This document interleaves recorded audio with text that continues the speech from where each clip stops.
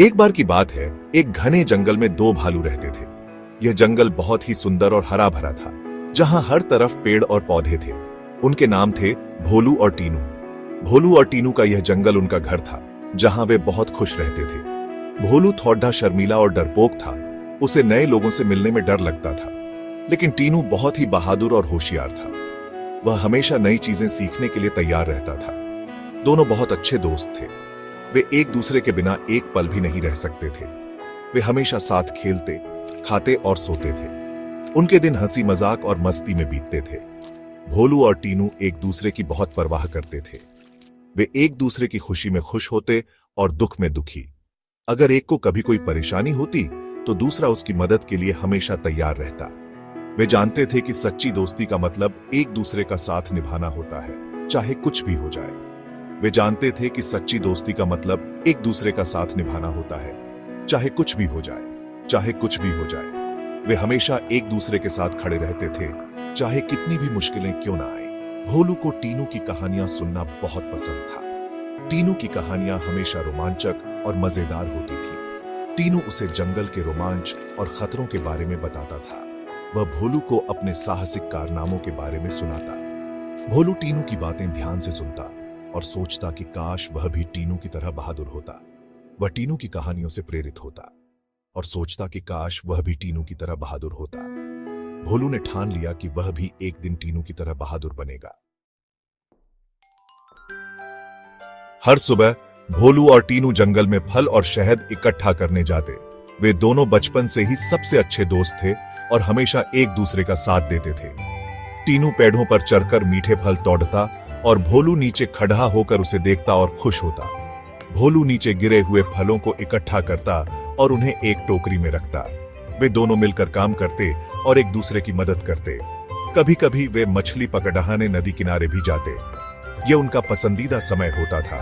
टीनू पानी में कूदकर मछली पकड़ता और भोलू किनारे पर खड़ेढ़ा होकर उसे प्रोत्साहित करता।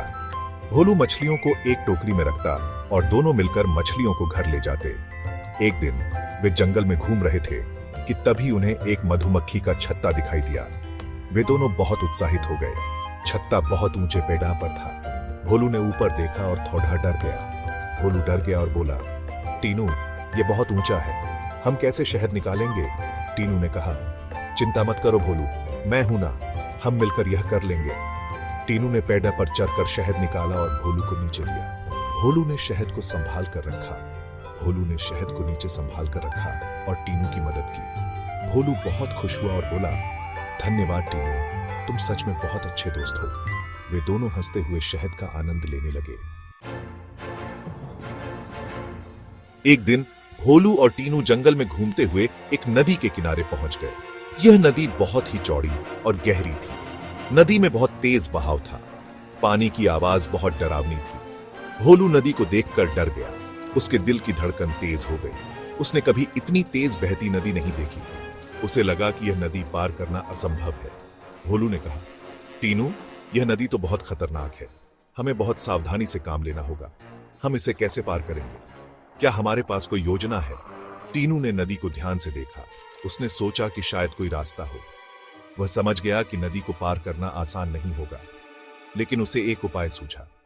टीनू ने कहा, हाँ भोलू, ये नदी थोड़ी खतरनाक है, लेकिन अगर हम मिलकर कोशिश करें तो हम इसे पार कर सकते हैं, लेकिन हमें इसे पार करना होगा। भोलू घबरा गया। उसने कभी इतनी तेज बहती नदी नहीं पाई। भोलू ने अपने डर पर काबू पाने की कोशिश की और टीनू के साथ मिलकर योजना बनाने लगा। भोलू ने कहा, टीनू, मुझे बहुत डर लग रहा है, मेरा पैर फिसल गया तो? टीनू ने भोलू को हिम्मत दी। उसने कहा, चिंता मत करो भोलू, मैं तुम्हारी मदद करूंगा। टीनू ने नदी में एक मजबूत लकड़ीढ़ी ढूंढी। उसने लकड़ीढ़ी को नदी के ऊपर रखा और कहा, भोलू, तुम इस लकड़ीढ़ी के ऊपर चलो, मैं तुम्हारे पीछे पीछे आता हूं। भोलू ने हिम्मत करके लकड़ीढ़ी पर पैर रखा। टीनू उसके पीछे पीछे चलने लगा। नदी का बहाव बहुत तेज था। भोलू का पैर फिसलने लगा। टीनू ने तुरंत भोलू को पकड़ लिया।